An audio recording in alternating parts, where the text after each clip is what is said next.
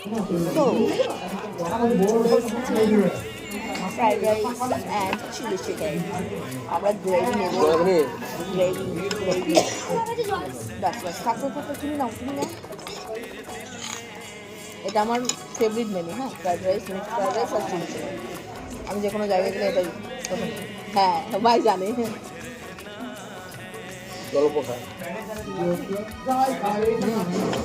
ভালো বানাচ্ছি।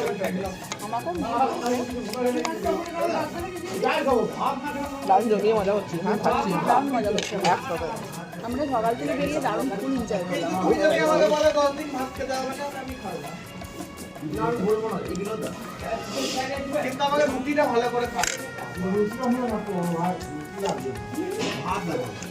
দারুণ খেতে হচ্ছে, দারুণ টেস্ট।